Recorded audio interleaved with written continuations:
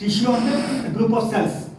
So ఈ రకంగా cells లోపల జరిగే చేంజెస్ అన్నింటినీ కూడా మనం తెలుసుకోవడాన్ని హిస్టోపెథాలజీ అంటాం.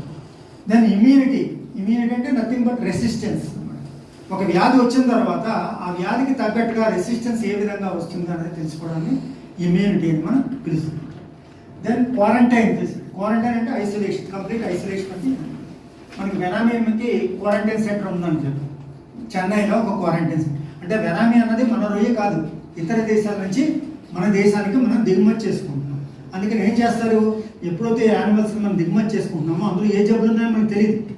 అందుకని వాటి అన్నింటినీ ఇలాంటి ఒక ప్లేస్లో పెట్టి, ఈ ప్లేస్లో క్యూబికల్స్ అంటారు, క్యూబికల్స్ లోపల పెట్టి వాటిని అక్కడ ఒక 5 రోజుల పాటు ఉంచి 5 రోజుల పాటు అనేక పరీక్షలు చేస్తారు ప్రతి సెట్లో కూడా.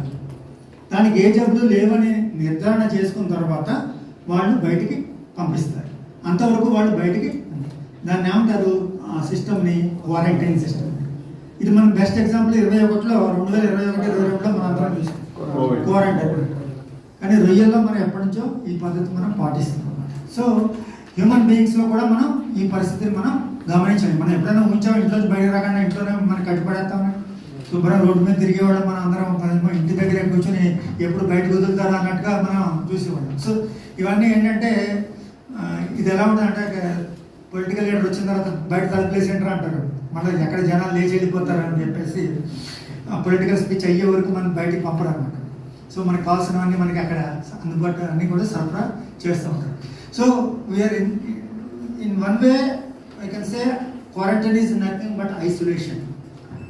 ఒక వ్యాధి వచ్చిన తర్వాత ఆ వ్యాధి వచ్చిన తర్వాత ఐసోలేట్ చేయడం లేదు, వ్యాధి రాకుండానే అందులో ఏమైనా వ్యాధులు ఉన్నాయా లేదా అని నిర్ధారణ చేసుకుంటూ వాటిని గమనించుకుంటూ చేయడం అనేది.